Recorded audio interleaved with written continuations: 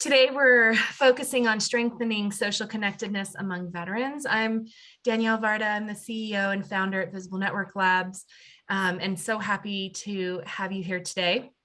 I'm also joined today by 4 speakers and folks who are going to share experiences, resources, and thoughts about social connectedness for veterans. I do want to say we are recording today, and we'll probably plan to use some of these parts of the webinar to distribute at later times. So I want everyone to know that. Today we're joined, I'm going to do more in-depth bios in just a moment, but we're joined today by Dr. Brianne DeBeard, the director of the VA Patient Safety Center of Inquiry for Suicide Prevention Collaborative. Daniel Dessou, a U.S. Army veteran, 2010 to 2014, Operation Enduring Freedom. Evan Owens, the executive director of Reboot Recovery. And Shaquana Riley, the Associate Director of Combat Female Veterans Families United. So you can tell we have a great panel here touching on a lot of really important parts of supporting veterans and their families. So I'm going to do just a quick overview of why we're here and why Visible Network Labs does this work. Our mission at VNL is to make invisible networks visible. We believe that we're all embedded in social support networks, but they're really invisible to ourselves and the people trying to care for us.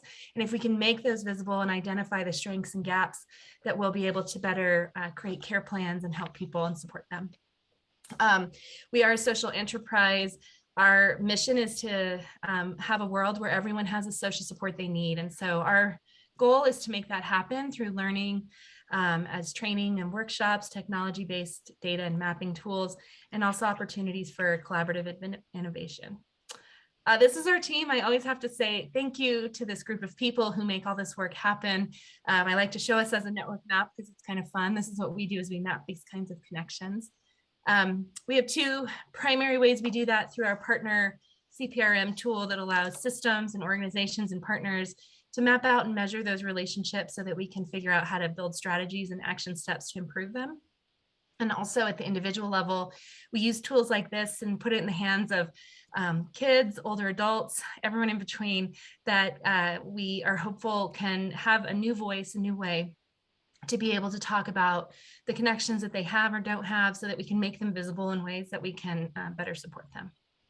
Our goals for this webinar series is twofold. The first is to strengthen social connectedness. That's our primary goal. It's what Visible Network Labs is all about, but we know we can't do it alone. And we certainly will never be able to solve such a complex problem without the help of a huge group of partners and a big community. So our goal through the webinar series is to build a learning community, an innovation community that we can continue to solve these problems together.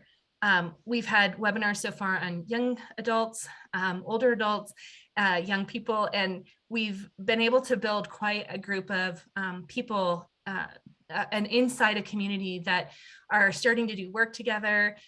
We are meeting in different ways. So, we don't need this community to be enormous. We need it to be one that is sincere and hopeful, I think, at collaborating on solving some big complex problems. So thank you for being here today. You are helping us build that community, and we're really excited about that. 2 last things. Coming up in June, we'll be talking about social connectedness in the criminal justice system. So we have some great speakers on that topic. And then for July, we'll be talking about social connectedness in rural communities. So please join us for those 2. You can register on our website and you'll see the whole list. We've planned out through December of topics that we're committed to discussing.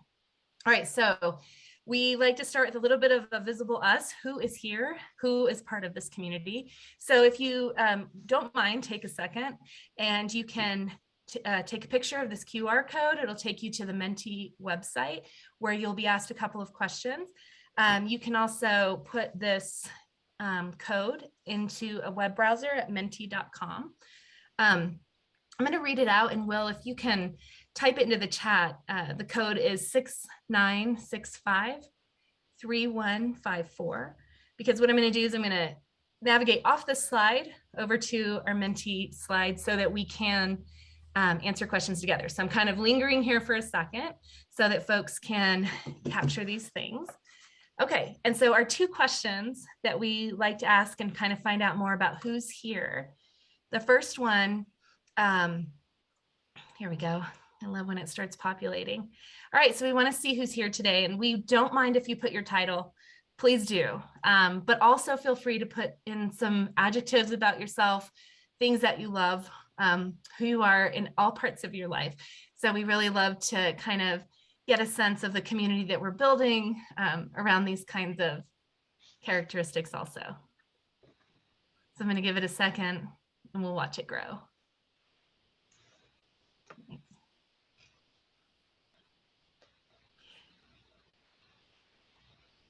Wonderful. And something we're really interested in, we do this every time, and the people who come to the different webinars for the different topics that we cover have a ton in common, but also unique differences.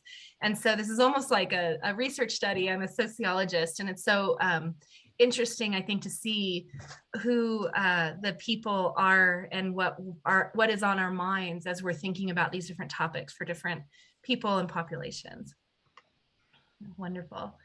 All right, well, I'll read a few out. I'm terrible at this part of it. I don't really know how to debrief on a word cloud, but case manager and researcher are two labels showing up there that are really indicative, I think, of people who are thinking about this work also, but also friends, family, curiosity, these kinds of things. It looks great. Veteran family members, compassionate father, great. All right, well, thank you. Please keep going. I'm going to go ahead to the next one, which is what words describe the strengths and gaps of social support for veterans? We really wanted to capture both the positives and also the opportunities for social support for veterans. That's our topic today. I think we should have a capital V there. And we will hopefully get this populated in a moment too, but it's really great to be able to see the ways that those of us on the call are thinking about this. Great, listening, connectivity, time, perfect. All right, well, take a minute and just put your words in. If anyone's having trouble with this, put a little chat in there. And great, connections, bonds.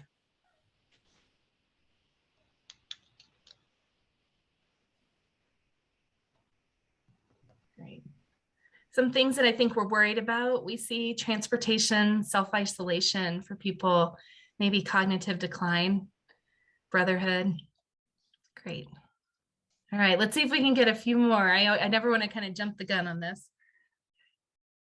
Jump ahead. All right. All right, so we do see the strengths and gaps popping up here.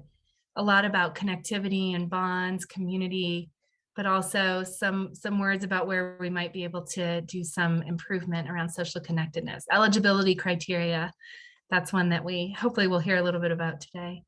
Okay, well, feel free to keep answering on those. I appreciate everyone who is submitting words there. And so what we plan to do is put these all kind of together around the different topic areas that we focus on each month to see, you know, what we can really learn about what we're thinking about when we think about different lenses for this work.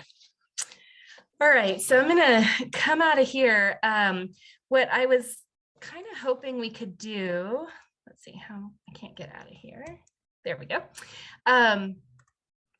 While we have everyone here, I'm gonna stop sharing for just a second. We know we have this in kind of a meeting mode. While we have everyone here, we don't have everyone with their cameras on, but if you have, at the bottom, there's a reaction button, and we were hoping we could pause for a minute and see who on the phone might be someone who served in one of our armed forces themselves, or may have a family member currently serving or serving in the past, and just see for a moment if you could do your little hand raise, maybe, since we don't have our cameras on, there we go. Patrick, Elena, Brianne, I'm seeing your hands come up. Thank you for sharing and for your service or your family's service. Great. We just, because of our topic today, we wanted to take a minute and really see who's in the room and acknowledge the folks that are here that happen to be of the population that we are talking about. So thank you. I'm going to go ahead and share again, and we'll get started. So hopefully I'll stop talking here in a minute. We can start with some others. Okay, so here is our great panel, and I'm going to do some proper introductions now. All right, so the folks joining us today, from left to right, so we have Dr. Brianne DeBeer, who is the director of the VA Patient Safety Center of Inquiry at the Suicide Prevention Collaborative, a clinical research psychologist at the VA Rocky Mountain Mental Illness Research, Education, and Clinical Center, and a visiting associate professor at the Department of Physical Medicine and Rehabilitation at the University of Colorado Anschutz Medical Campus.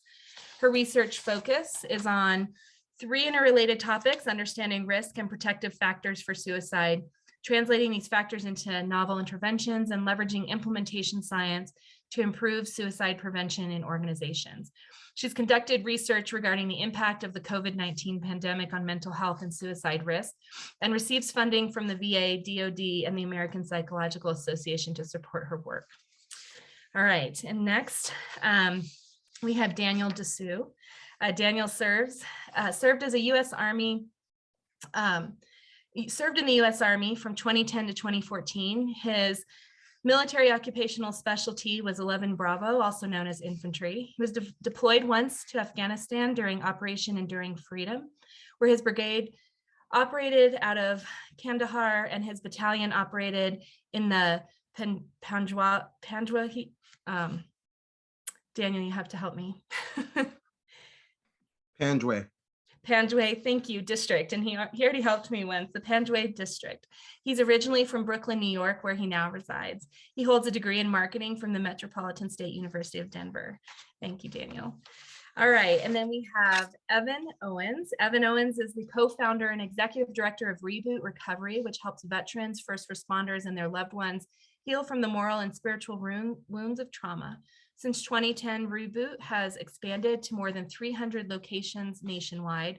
Evan has authored several books, including Healing What's Hidden, the Reboot Trauma Healing Curriculum, and has been a keynote speaker at numerous conferences in the trauma recovery space. Thanks for being here, Evan.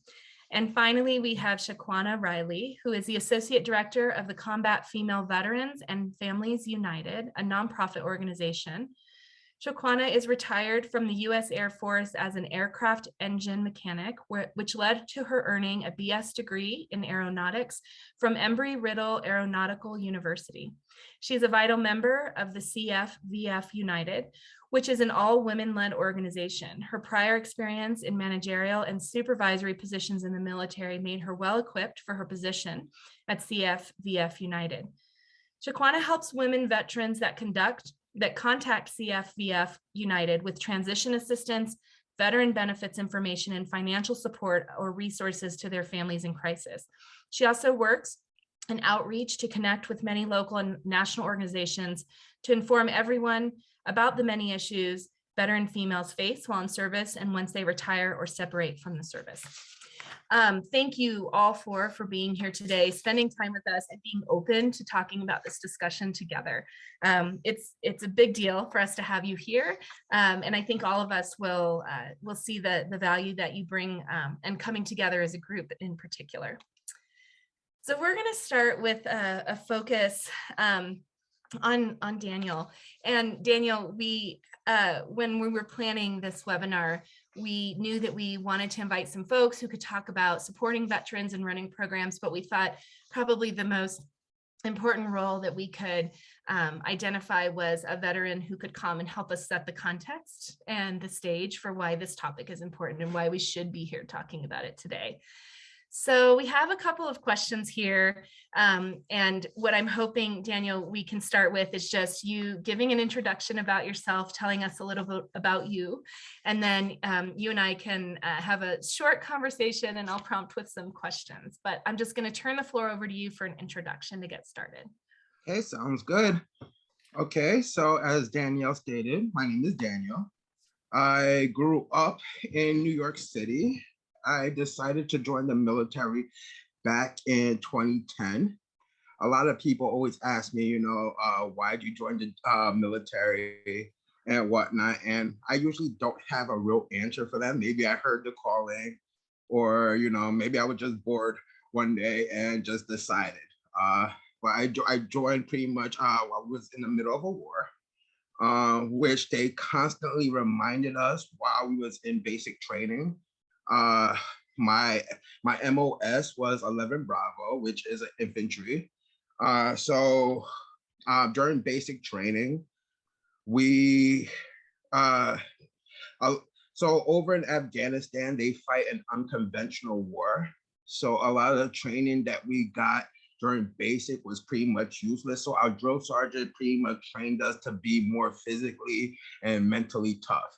So a lot of times, they would just do things just to mess with our heads to see how we would react to it, to make us stronger, I guess, mentally.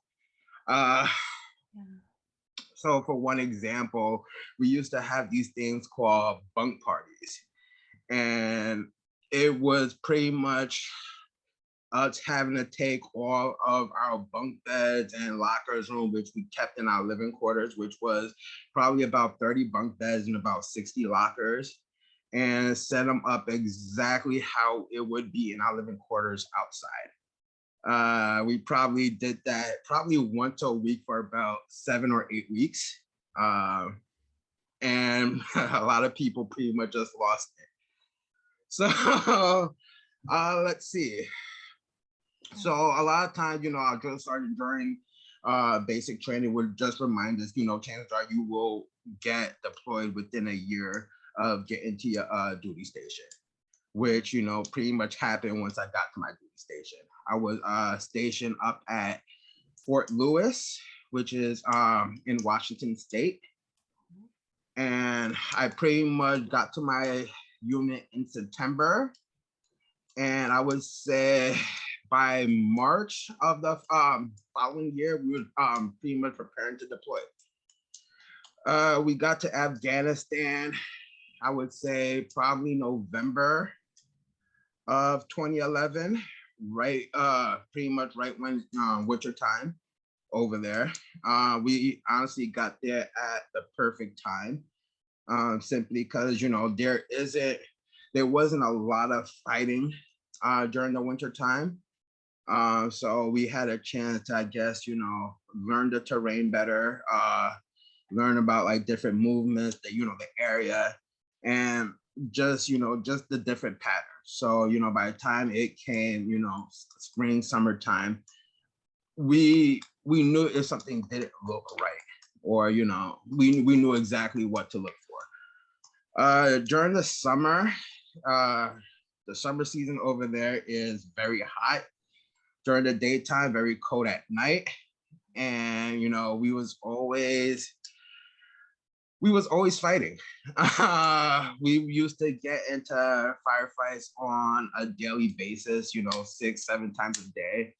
And sometimes it would be, a quick pop shot here, a pop shot there, just to kind of test us in a way to see if, we're actually, watching, if we're actually, doing what we're supposed to do. Other times, we would get into intense firefights for hours at a time. When we were not pretty much defending our post, we would be out on patrols. Usually the area that we was staying at was pretty much a company size operating base, which pretty much it was enough for about maybe 150 people. We had about 75 people in that area. Pretty much it was 2 platoons and our support pretty much. So our supply sergeants, our cooks, our medics, what we need to do to get the mission done. Mm-hmm. So we had 2 platoons over there, and a lot of times, one platoon will usually stay and pretty much watch over the operating base, and the other platoon would go out on patrols. And we pretty much did that on and off for about 3 months until they decided to move us. a lot of times during the deployment, we would pretty much provide overwatch. So a lot of times, we would be out in the middle of nowhere for, a week or two straight before a major operation would go down. And that's pretty much, to kind of secure the area, set up a place where, we could pretty much have a good defensive position. That's pretty much all I gotta say. Danielle, thank you so much. I think that painting a picture for us of your experience is something that we don't get to spend a lot of time really hearing from people about. So thank you for spending that time and telling us what your experience was like. As brief as it was, I'm sure that was there's a lot more there. I wonder, can you talk a little bit about what it means for veterans to have social support, especially maybe around the time of transitioning back from being deployed back into their communities? Well, first and foremost is very important because a lot of times the way they train us so we could actually, be effective overseas is, pretty much to kind of, shut down your feelings, shut down, shut any kind of feeling, just shut it down and just focus on the mission. And, it's hard to switch that off. Mm-hmm. And a lot of times, I've met people and, a lot of things where, I'll talk or say something, it comes out as being cold in a way. And that just simply because, I guess it's hard to say in a way, but it's like, it's hard to feel sometimes. Let me put it like that. Yeah. So, building a good social support and, just learning, those, social cues that will help you get by in life. Yeah. Well, thank you, Danielle. It's, I feel really grateful that you're willing to be so open and talk about these thoughts with us. What I'm going to do now is transition a little bit into some of our other speakers, talking a little bit about ways that they're also seeing some of these needs for social support and addressing them.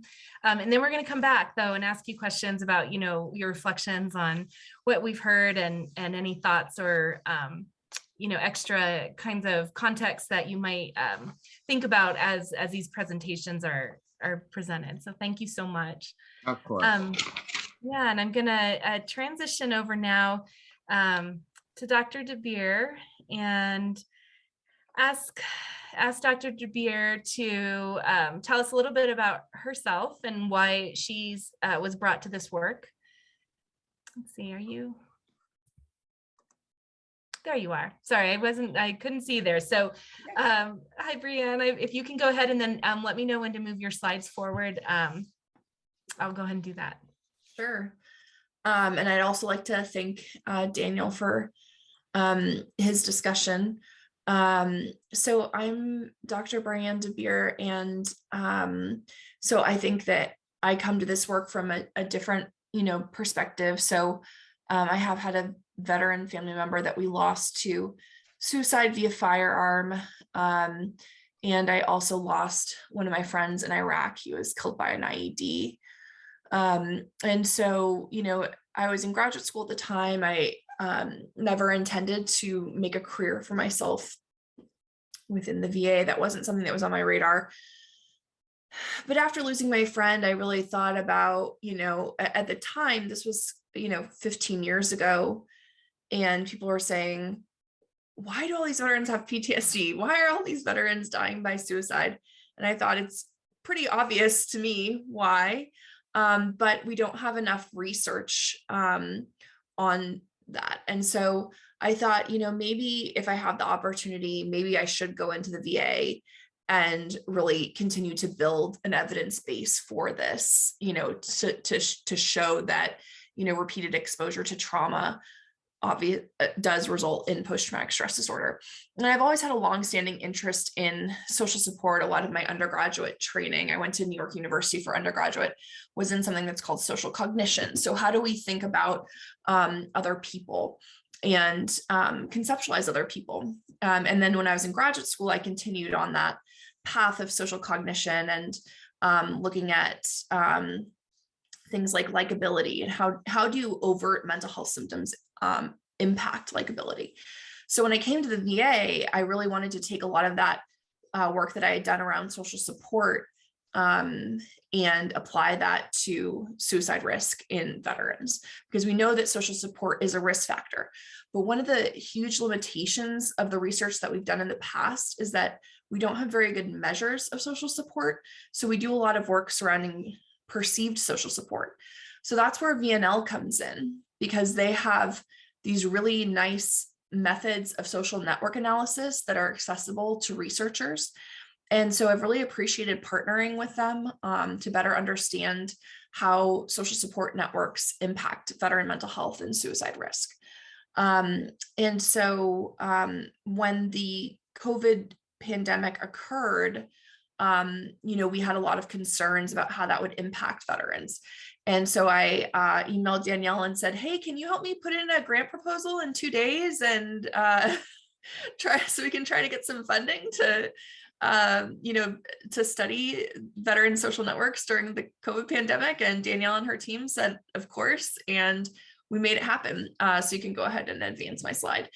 I know that I have pretty limited time here, so this is a larger study, and I could talk about the study for 2 hours and explain all the methods, and I'm happy to do that with anybody who wants to hear about it. But I just thought that I'd highlight some of the results, and also just want to say a big thank you to VNL and their team. Especially shout outs to Sarah Sprong and Rose Hardy for getting this all done, and obviously Danielle as well. They're an amazing team to work with, and just really appreciate them. So this is Partner Me data. And what we see here are newly identified pressing concerns. So we did this survey in about November 2020 through January 2020. So when the very first vaccine rollouts were occurring, before the vaccine was widely available. And what we found, these are increases in needs between the start of the pandemic and to that time in late 2020, early 2021. And so we see these pretty big jumps in needs surrounding healthcare. We were also really fortunate to get access to a database of veterans who had a positive COVID-19 diagnosis. So we were able to oversample for being positive for COVID-19. So we see this jump in healthcare needs, finances, mental health, behavioral health, emergency needs. So we see these big, pretty big jumps in needs since the start of the pandemic. Next slide. But what we don't see is that veterans have an adequate social network surrounding them in order to address these needs. That's something that we didn't know before this research, and we're working on publishing this now. And I think that that's really important, because when we think about suicide risk, suicide is a very complicated phenomenon that arises typically from multiple issues that are occurring. And some of those issues are things like finances or lack of access to healthcare. And what we're seeing here is that when a need arises for a veteran, most of them don't have anybody in their social network that they feel like they can turn to address their needs. So 90% of people said that they didn't have anybody to help them with transportation. 70% said they didn't have anybody to help them with emergency needs. 70% also said they didn't have anybody to help them with healthcare. 65% for mental and behavioral health, and 69% for food. So these were just some of our top things that we saw. So I think that these findings are really very, very important, because we need to start thinking about how we're going to support veterans accessing these needs. And I don't think that we're doing the most optimal job of that right now. what we're also finding is that these things are contributing to suicide risk as well. So this was a really nice way to try to understand the finer grained details of what is occurring in veteran social support networks, and use that information to find some concrete solutions to supporting veterans. Next slide. I did want to just put up some general resources, the Veterans Crisis Line. A lot of people ask me, like, I know a veteran, or I'm a veteran and I need mental health help. The easiest way to do that is to make an appointment with your primary care and ask them for that appointment, and they will put that appointment in. If you're a family member or a friend and you want to know more about getting your veteran help at the VA, you can call Coaching into Care, and they'll be able to help you navigate that. And the phone number is there. Next slide. If you're an organization and you're trying to connect with the VA, I highly recommend finding your facility's local recovery coordinator, as they do community-based work, as well as the suicide prevention coordinator. The VA is also rolling out right now community engagement and partnership coordinators, which will have a bigger role in going out into the community. A lot of, some veterans aren't eligible for VA care. That's something I could talk about for 10 hours. Feel free to, send me a chat or something if you have questions about that. Some veterans are not eligible for VA care. That is set by Congress. That is not set by the VA, and we just have to do what Congress tells us to do. So if you have a problem with that, feel free to call your congressperson or senator. If a veteran's not eligible for VA, I highly recommend sourcing community resources. We've been able to do that in the Denver metro and Colorado Springs area. And I'm also always happy to chat with anybody else about any of this. So thank you so much for your time. Really appreciate speaking with you all today. Thanks to VNL.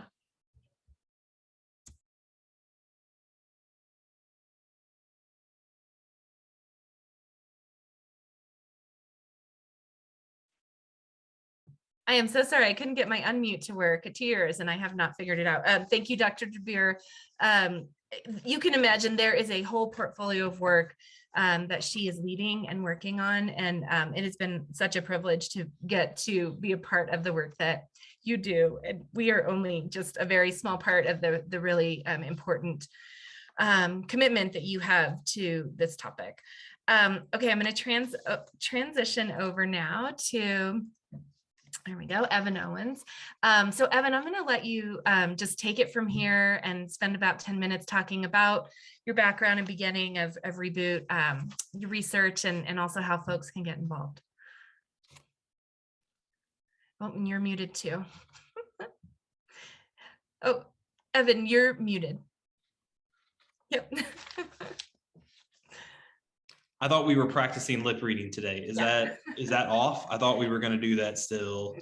You're good now. What I was saying is, if you want to, you don't have to keep that slide up there if people want to, see me as opposed to that faked Photoshop photo of myself where I used to be skinnier. But it's not really Photoshop, but I was younger there for sure. But yeah, my name's Evan Owens. I'm a father of 3 amazing boys. I'm married to Dr. Jenny Owens. I live here just outside of Nashville, Tennessee. And I really started Reboot with my wife back in 2011. And so I'll kind of give you the really quick flyover of how we got here and why our model is sort of unique and why it's spread. My wife's job at the time, she had been recruited away from Vanderbilt University Medical Center. She was is a doctor of occupational therapy specializing in traumatic brain injury and post-traumatic stress disorder. And so she was recruited to build the first of its kind mild traumatic brain injury clinic, which later became called the Center for the Intrepid. If you're around military culture much, you might have heard that, but at the time it was called the Mild Traumatic Brain Injury Clinic. And she was put in charge of something really super cool called the RTD program, the Return to Duty program. It's like the most dopest job I've ever seen. It's incredible. So basically what would happen is when someone would get injured in combat, they would usually want to redeploy quickly, but they had to go through a series of examinations and tests to make sure they were ready to RTD, to return to duty. And so she would put them through all sorts of pressure tests. I mean, this is insane stuff like Humvee rollovers, people running out of buildings, yelling at you in Arabic, land navigation examinations, tourniquets, all this incredible stuff. And every day she was coming home telling me these incredible stories. And I was running a technology company at the time, a software development business. And my heart just really fell in love with the people in our community. We had moved away from Nashville, closer to Fort Campbell, which is where we live now. And my dad was a Vietnam veteran. And so every day she would tell me these stories of just things that they were working on at work. And it was interesting because a lot of the questions that were being raised during her one-on-one meetings were actually outside the realm of traditional medical conversations. They were questions about the origin of evil in the world. They were questions about why do bad things happen? Why did she die and I live? She was a mom. She was this, she was the best of us, or whatever it was, and all those sorts of questions. And those questions really traversed outside of traditional sort of clinical care. And she began to notice several gaps. She noticed one at this time in the war, 2010, 2011, no one was talking. The idea of moral injury was not a thing yet. There was this idea of soul woundedness that no one was describing.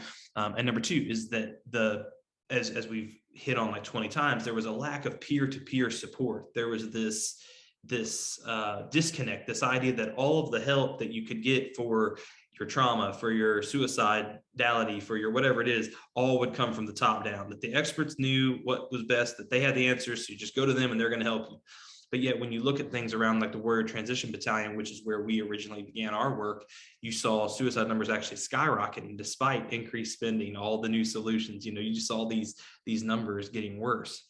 And so we came up with this really crazy, really, really simple idea. We said, what if we could get everybody together in our living room, provide some spaghetti, have a conversation about trauma, talk about it through different lenses, sort of, the psychological, the social, the emotional, the spiritual, like all these different lenses. What would sort of happen if we did that in a true, authentic, loving, trusting community? And it was incredible. The first couple of nights, people were like, this has been more help than anything else I've done. And we were like, well, we didn't really do anything. We just kind of listened and sat there and smiled and, encouraged. And then they brought more people and more people and more people until pretty soon Fort Campbell called and they said, hey, we want to have you and your wife's program come on to the base. And they were like, what's it called? And she was like, it's called Evan and Jenny's House on Monday nights. Like, it doesn't have a very good brand name at this point. And the first night we had it, so many families showed up. I think at one point we had 50 or 60 families showing up in that first couple of weeks of the course. I mean, just exploded.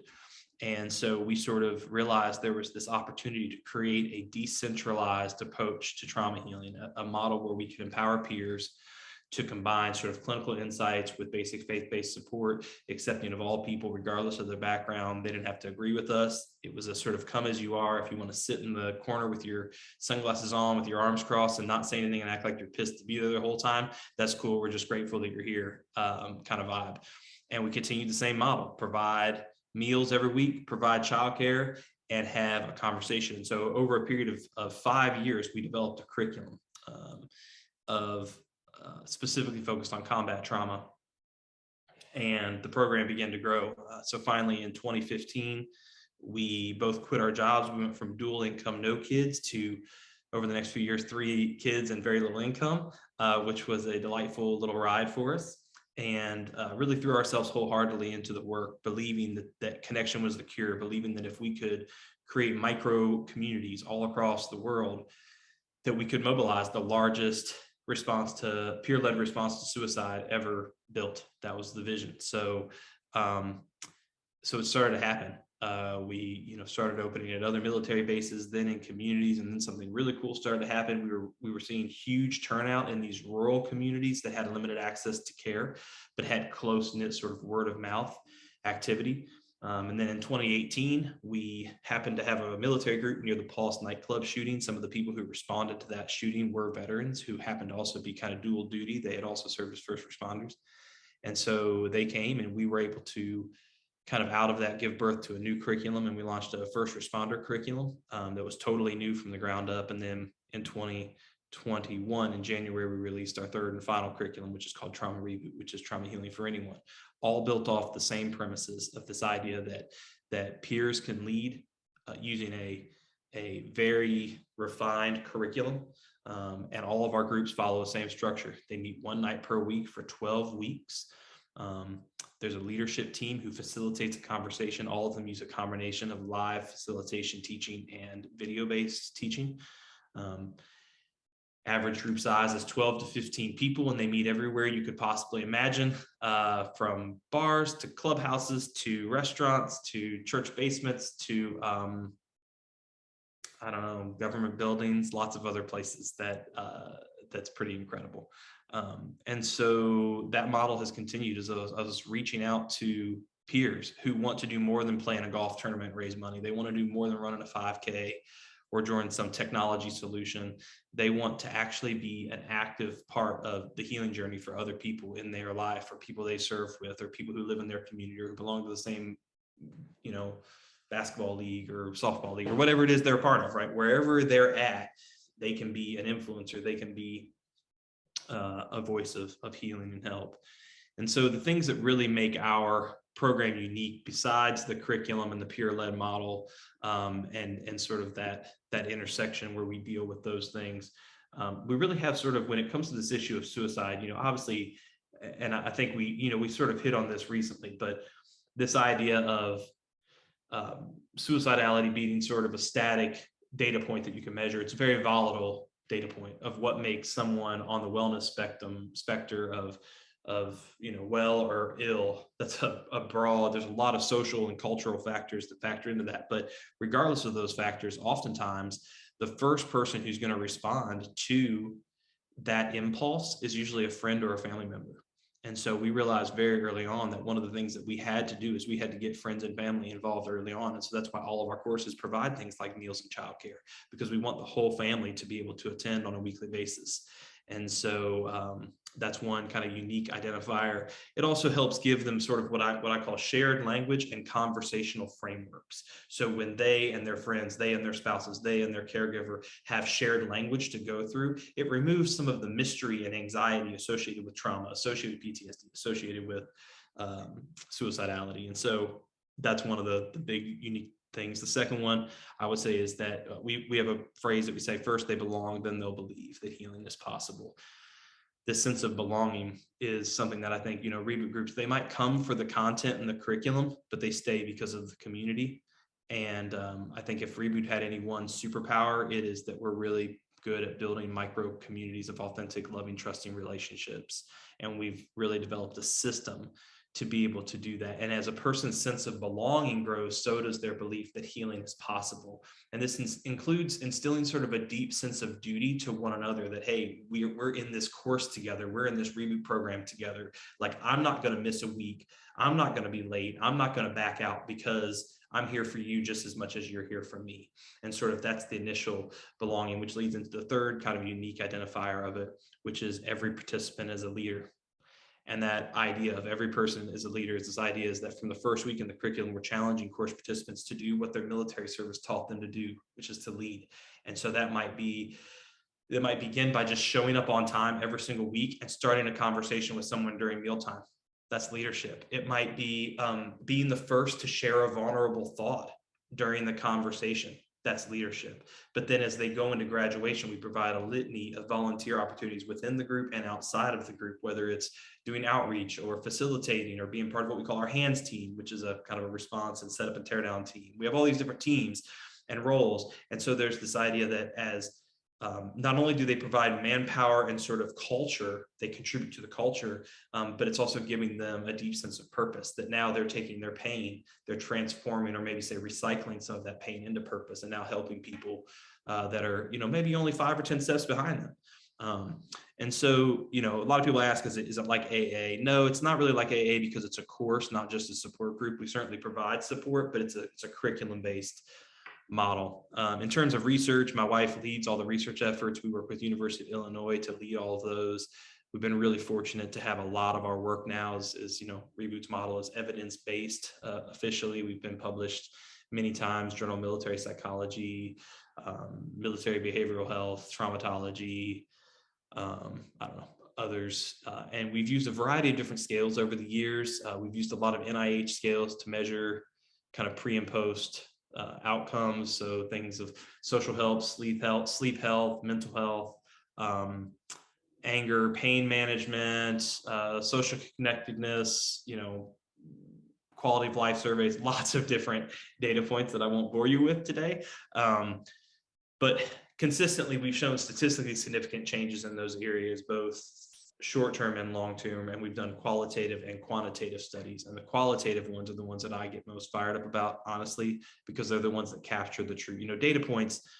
They're good if you're trying to get journals, and they're good for research, but the qualitative data, the research that we've done qualitatively, is truly what shows the transformation of perspective. It shows the transformation from a wounded mindset to a growth mindset. And so today we've got, 322, 23 reboot courses in 42 states now, I think, eight or nine countries, 3 languages. We've had about 15,000 people go through our courses since 2011, which is truly incredible. That's not just veterans of veterans. That's about 7,000 of those people are veterans and family members. And lastly, our staff here, and myself and my wife, we are really the least critical piece of what we do here, because I could go to almost any reboot group in the country and no one would care who I was.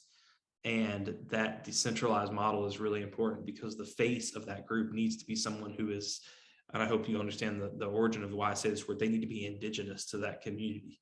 They need to be from and within that community. They need to be able to walk the walk, talk the talk. They need to go to the same grocery stores, deal with the same school issues, play in the same sports leagues with their kids, belong to the same, sit in the same traffic on the way home, whatever it is. They need to be indigenous to that population. And when they are, there's so many more, what I would say are accidental wellness checks that happen in the community that are really, really powerful. And so we are constantly needing 3 things. We need people who want to step up and lead courses in their community. We provide all the training, all the resources, all the accountability, all the oversight, all the outcomes measurement tools, all the tech systems, all that stuff we provide to those local leaders, including ongoing coaching. That's number 1. Number 2 is we're constantly looking for new communities where we need to have a course. We are not, sometimes you can look at data, but a lot of times people, boots on the ground, are even aware of stuff that data is not even necessarily aware of yet. They know of things that are going on in communities before the data only tells you what was happening, not necessarily what is happening. And so that's another need, is if you know of communities where a reboot course is needed, we would love to help get one started there. We have funds to do that sometimes, depending on where we're at in the country. And the third, of course, is we're always looking for funding mechanisms. It's interesting. Up until 2 or 3 years ago, honestly, we were seen as kind of the weird redheaded stepchildren, almost reckless. I remember being at conferences where, how dare we assume that everyday people could help someone go through trauma. After all, I spent years getting my degree to do this. Look at all the money I spent to do this. And there was sort of this idea that an everyday person couldn't possibly help. And I think that's changed dramatically as they've realized that the peer support systems now are all the rage. Everybody's getting into peer support, and we've been doing it since about 2010 at a pretty broad level. And so that's what our passion is also informing other organizations that are trying to do peer support and showing them how they can do it well and avoid some of the pitfalls that often come with peer support models. And so, yeah, so that's it. That's us in a nutshell. And if you're a billionaire and you want to give us $1 billion, we'll take that as well. And I think you wanted me to talk about the book, which I'll do briefly. Jenny and I's new book is coming out in September. It's available for pre-order. It's a practical guide to overcoming trauma. The book title is called Healing What's Hidden, and you can buy it on Amazon. And it's our first book we've done. We did it through Baker Books, and I don't have a clue how to sell or promote books, but I'm not really stressed about that. I'm just going to see what happens and tell people about it. So great. Well, thank you. There you go. Yeah, thank you so much. And so inspiring. I mean, I think a lot of us have dreams about ways we could do things, but you've made it happen. And that's pretty amazing to watch someone takes an idea all the way to where you are today. So thank you for the work you're doing to support veterans. And I am going to turn it right over to Shaquana Riley, who's going to tell us a little bit more about CFVF United. So Shaquana, I'm going to also take the slide off so we can focus on you. But go ahead.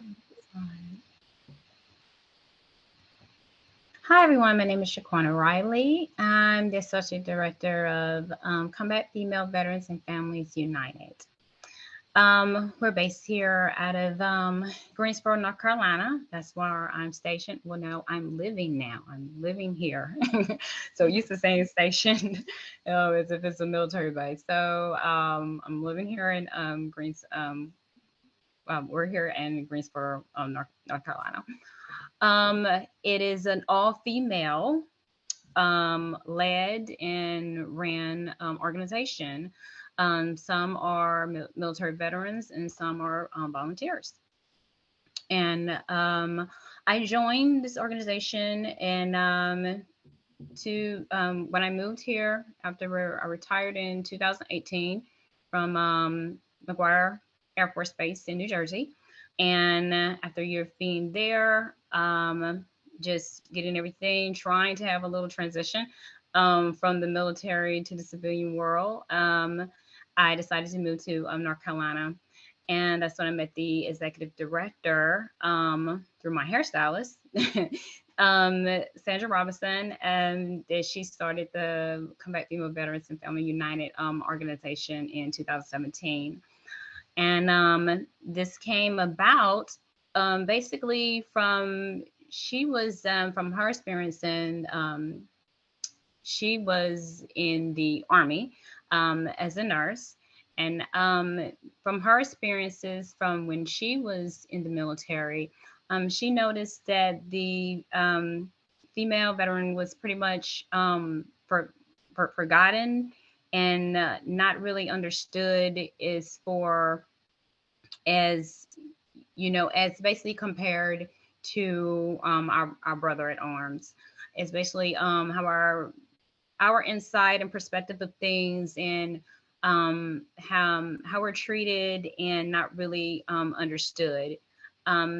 Not to say that we weren't, I guess, say equal, because I don't want people, the first thing a lot of people think with our organization, like, okay, what's wrong? Do y'all have something against men? No, we don't have anything against men. We're right by your side, fighting with you, serving our country. No, we don't have anything against men. We love serving with you. But there's things that occur and happen and are seen with females that a lot of just the higher ups, headquarters, the powers that be do not seem to understand. And Sandra, our executive director, she recognized and she saw that and she wanted to make a difference and started this organization. And there was things not only occurring within the military while the female was there, it was also really noticeable and big through the transition with leaving military. So with that being said, we have like 6 programs that we mainly focus on with Combat Female Veterans Families United. I'm just gonna say CFVF United, because if you try to say it about 10 times, it's not gonna work. So CFVF United. One of our programs is the Combat Female Deployment Project, and this helps us connect with females that are currently in the military serving in combat war zones. We interact with them basically communicating through our website or Facebook, any of our social media connections, and letting us know if there's anything they need or anything they may be going through and they need help with or support with or simply just encouragement, because they're there in a whole different world, away from their families. And some of them don't really have anybody that they're talking to or communicating with back home. Just as Daniel said, as soon as you're finished with basic training, you can be shipped off in a short amount of time, and you're hearing a whole nother world, whole nother culture that you have to learn and adjust to, and then still have that mindset of what the mission is, and that is okay to fight, to protect yourself, protect your buddy, and serve your country. And that can be anything from you're being right there in a war zone to you're working in a hospital or somewhere with the civilian contractors. But either way it goes, sometimes it can be a pretty lonely feeling. So we try to reach out and connect with them with basically giving them words of encouragement, sending care packages, whether it's their favorite snacks or something that they can't get over there, to clothing, t-shirts, socks, and other little trinkets that they can have. So that's one of our projects. Another one of our projects is the Economic Crisis Program. This mainly has to do with when the female veteran transitions into the civilian world, whole new world. One of the things that occurs as a veteran that we go through is that everything that we were used to and that we knew, and I can definitely speak on this from being in service for 20 years, you get used to a certain lifestyle. It is a lifestyle, and of certain things that you don't have to worry about. When you're sick, you just call a doctor and go to the doctor. We don't have these co-payments or contact the VA and sign up for all of this paperwork that we have to put in, and have your military records to show this or prove this, and this ID or this benefits number. We wouldn't have to go through all that. And it's just different now, whether you're going to the civilian doctor or you're going to the VA or whatever your disability number is, if you're considered as disabled or not disabled, whatever the situation may be. Getting a job, we never had to get a job. We put our hand up that we would serve and protect our country, and that was that. You did the job they told you to do, and you did your best, and you try to do it at your best. In uniform, we always wore uniforms. We didn't have to shop for clothes, and depending on what the dress code was, wherever we worked, everything was provided for you, and you got that right from basic training and on throughout your career. They taught you how to, or eventually you learned how to balance your work life and your family life with whatever you had to do. There was childcare there. At a certain amount, you didn't have to pay full childcare. Your childcare depended on what your rank was, or whether you lived on base or off base, whether you were married or not married. They have a certain pay scale for it. And now all of these things, when you transition into the civilian world, it's no longer there. I mean, so how do you navigate that? How do you figure that out? And you do. And it's difficult, because when you do transition from the military, where you separate or retire, they give you this 1 week of transition assistance program service, where they basically run you through how to get a job, how to put in for unemployment, how to sign up for health care, and they give you a little resume, training in 1 week. Depending on if you've been in the military for how many ever years, you get that training in 1 week. So it doesn't go too well with the transition. Not only if you're one person, but think about if you have a family to take care of. And I transitioned with 3 children, so it's not that easy. So veterans need that help, especially female veterans. And that one main point that I put on there, they have children to take care of and consider with where they're going and where they decide to settle in whatever job that they have. So with our economic crisis program, we help that female veteran with whatever, if she needs any type of financial assistance with getting that outfit or clothing for that job, or showing her how to get online and put in her resume, or help her with that resume writing, or even as simple, fell on hard times with, because now she's paying rent, and all that time she was in, her or her spouse, whoever, they were in base housing. It was automatically taken out of their check. It's nothing they never seen or had to navigate or try to figure out, or paying the bills. So we help them with that, with getting on their feet, and knowing what to do and how to navigate that.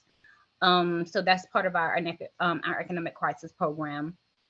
Next, we have the Shiro survivors peer support group. As Evan was saying, yes, peer support groups, yes, that is the way to go, and they're really helpful. This Shiro survivors support group, it deals with female veterans who were in the military and they experienced military sexual trauma. So with them transitioning out of the military, they have post-traumatic stress disorder, basically stemmed from that. They go due to their experience that they had in the military. It may be possible that it was never spoke of, they never reported it, or the saddest thing is when they did report it, no one listened to them or took them seriously. So there's a feelings of isolation, being alone, that it was her fault, where she was, whatever the case may be. There's even situations where the female, she was sexually assaulted by her superior. Who is she supposed to speak to then? Who is she supposed to report this to? And for those that maybe did report, the process on the military side of when you do make the report, it could be possibly just swept under the rug, not really handled properly. Because like I said, a lot of times in the military, it is they're pushing toward the mission and what they have to do. And when they're in a war zone, combat war zone, it is definitely put to the side, or something that can handle when we get back to home station. And that's not really the way to handle that. So the support group basically listens and have females that are there sharing what they went through, because it is very therapeutic and healing to finally speak out about what she experienced, how she feels now, and learning how to deal with that. Because there are many females that carry along that sadness and that sadness and hurt and pain for years, just years, because they did experience the, just forget about it, or try to make them feel like it didn't happen or was their fault. So we have that peer support group four times a year for a matter of 8 weeks. Well, with the females get together, speak, and we have a certified clinical psychologist, Charisma, that helps them through that. And we have other psychologists that also join, professionals, to help them through what they're going through and start their healing. And our next, another project that we have called Boots to Roots project. It's another, our other peer support group. It is for the disabled female veteran. Another situation of feeling isolated, distant from the community because of her disabilities, and a feeling of that, hey, I'm not important, or I have no more worth because I can't do what I used to do anymore, due to whatever disabilities that she suffered from when she required or separated from the military. So this peer support group gets together, and we just had this support group for the first time last between March and April of this year.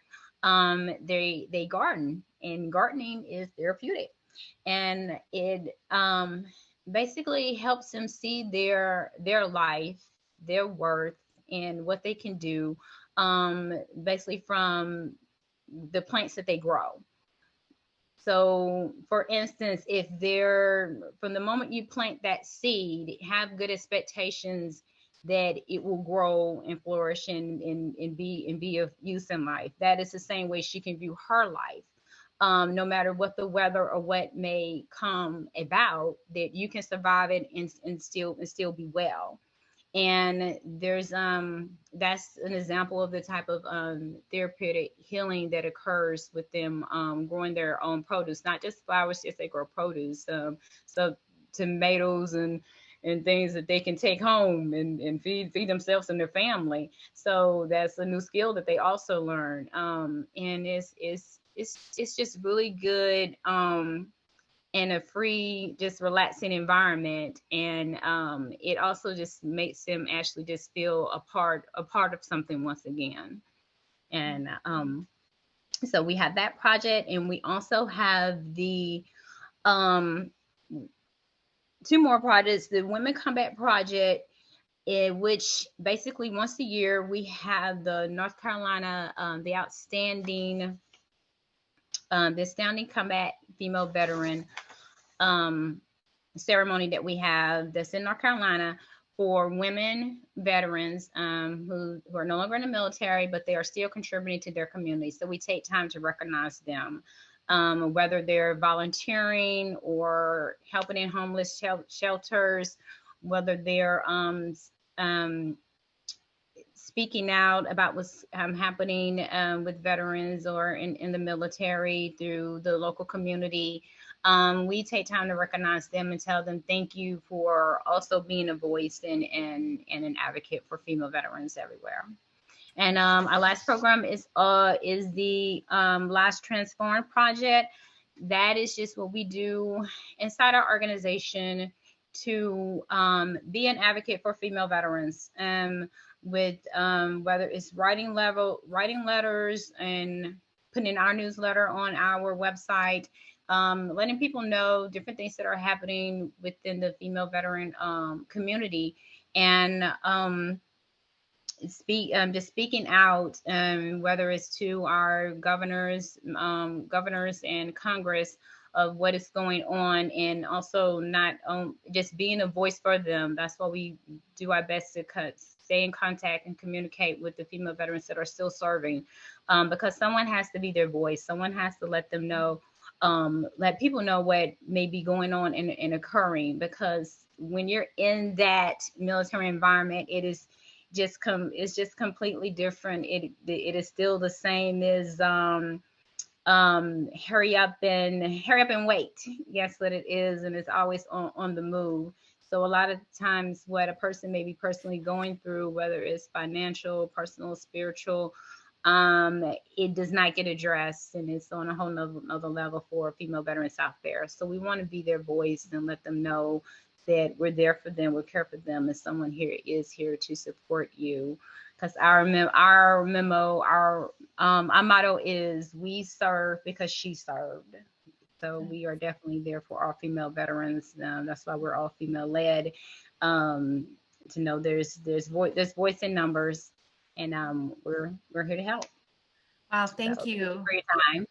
Yeah, Shaquana, we had the pleasure to meet you and some of your team, and thank you for all this work that you do and the service that you and much of your team have provided to our country. So thank you. That was really inspiring. And I think that you are meeting a need that a lot of us see as missing in some of this work. So thanks so much.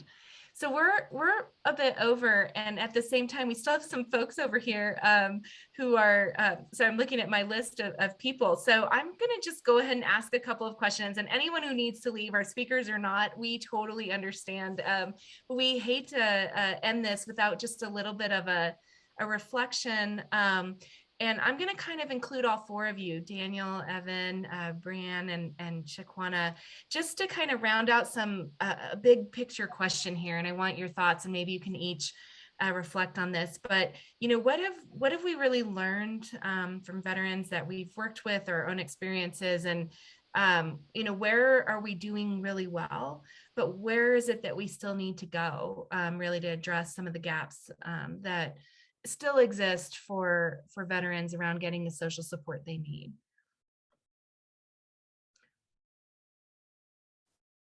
Shaquana, I think you're going and you are muted. Um, There you go. I think I was thinking out Oh. loud. But the first thing that pretty much popped in my mind is just having the information out there and being able to have people that will walk them through it. Some people think, oh, even though we are in this computer age and smartphones and everything, everyone doesn't really know how to do that. Even just because they know how to maybe get on Facebook or post or something, it would amaze you. It's a whole nother different level for them looking up information that they need or to fill out whatever form and to send that form to where it needs to go and to check back on it. Not just, hey, I did it. You have to check, check up on it, see what's going on, make a note of who you spoke to and what you spoke about in those particular days, that whole self-navigation. Because like I said, a lot of these things are handled. You don't do this. It's somebody in your organization, wherever you're stationed when you're in the military, that handles this. They're sitting at a desk, handle this while you go do whatever your job, whatever your FSC is. So that is something that once you get out of the military, that you have to learn how to navigate and do those things, or you're kind of just left there like, hey, I put it in and nothing's happening, and days and time go by and nobody knowing that you need help with whatever particular resource that you need. Yeah. So. Yeah. Evan, do you have thoughts on this question? Probably. I think I do. I guess I'll just say this is what I was thinking, but I usually try to like really filter my thoughts down before I say them out loud, just because who knows what's going to happen. But at a high level, I would just say I think that really the skill of problem solving, it is the skill that, self-advocacy. It's the skill that when we are depressed, when we are anxious, when we are emotionally unwell, it's the thing we least want to do is problem solve. Right? We want the solution handled to us, whether that's a medication, whether that's a therapy appointment, whether that's the answer to our disability ratings, whatever it is, we just want it to be very accessible. And so I find that a lot of the people that we interact with, they've gotten to a place where really two things are present. One, there's not a whole lot of self-led problem solving anymore occurring. It's sort of like, I'm at the last straw point and I'm sort of always waiting on the other shoe to drop, always waiting on the big one that's going to push me over the ledge kind of phenomenon. And that's no way to live, right? That's not a good, healthy way to look. But I think number two with that is really recognizing that a lot of the issues that we deal with, and I don't want to speak on behalf of everyone on the call, this is just us, a lot of the issues that we find that are deeply rooted, that are entrenched in a person's mind and their body and their soul, don't necessarily originate in combat. A lot of them, combat was just a stressor that exposed a pre-existing fracture that had occurred, whether through adverse childhood experience, whether that was through pre-trauma, whether that was poverty or some type of abuse or neglect or abandonment or something else that happened. And so a lot of that, when you carry that into an intense situation such as combat or military service, it's like a sponge, it's going to be squeezed out. And that's what I think we could do a better job within our communities and cultures of really speaking to life issues, not veteran issues, and treating them as people first, not veterans first. And I think that changes the dynamic of the way we communicate a little bit. So that'd be my from the top of my head answer. And Great. Like I said, who knows if that's helpful or not. Yeah, very much. Thank you. What I'm really amazed by is the breadth of experience and knowledge that all four of you bring. Let's just round it out with some thoughts from Brianne and then Danielle. We can end there. Sorry, we've had so much discussion. Could you repeat the question one more time, just to make sure I got it? Where are we right now with all this work, and maybe from your research lens, like what have we done well? Where are we still not doing good enough? And we should really be investing our efforts. That's a very big question for like maybe a 3 to 5 minute answer. So there's probably a lot that I won't be able to talk about. So, and in terms of social support specifically, is that what you mean? Sure. So I do think that the VA has, I always say, like, I'm not here to defend the VA, like I have family members that use the VA too, and we fight with the VA too. So I'm not here to, come and say that the VA is perfect at all. I'm here in the VA trying to improve the VA. But the VA has done quite a bit for suicide prevention. Probably if to me, if there isn't another healthcare system in the United States or the world that has done more for veteran suicide prevention in terms of innovative implementations trying to improve suicide risk. And we actually just did an analysis of that and have data to show that. But I think that one of the things that the VA has done well in terms of social support is implementing peer support within the VA as an additional team. We all work together as teams to support the veteran. I think that was a really important step. And so I think that was a good thing in relation to social support. But I think that we still have a really long way to go. And I think that one of the things that my research reveals is that these social support networks aren't leveraged optimally for the veteran. And what I mean by that is that veterans don't have people to help them with their needs all the time. And on the one hand, the VA can help with some of those things and probably help more than they are. Like if a veteran has healthcare needs, if they're saying that they have a healthcare need and they don't have anybody to help them, I don't see why the VA couldn't help them with that. And thinking more about using things like intensive case management to understand the veteran's needs and provide them with assistance. But the VA can't do everything.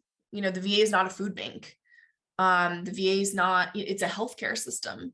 At least my branch is a healthcare system. So we also have to figure out some innovative ways to address veterans' needs that have not been traditionally addressed by the VA and may not ever be able to be addressed by the VA.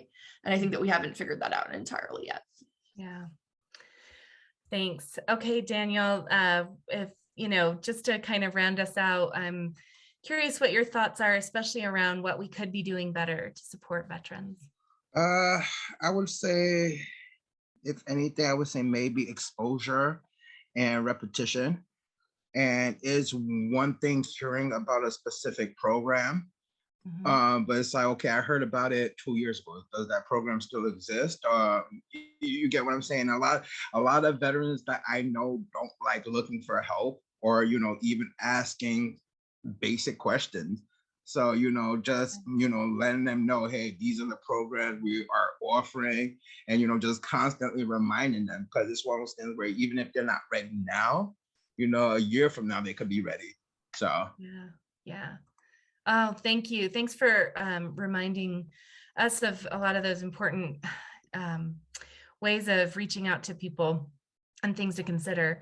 All right, we did go way over. I want to say thank you to everyone for your time and having this discussion. I think we could have spent a lot of time just having this discussion, but please stay connected to us. This is a topic that we all want to keep working on together. Thank you again to all of our veterans on the call for your service and for being able to come to a call like this and be so open. And for everyone on this call who does this work, which I think is probably most people on this call, thank you for caring so much and for spending your life and commitment to this topic. So we will hopefully see you all soon and stay connected, and hopefully you'll join us again in June for our next topic. Thanks so much, everyone.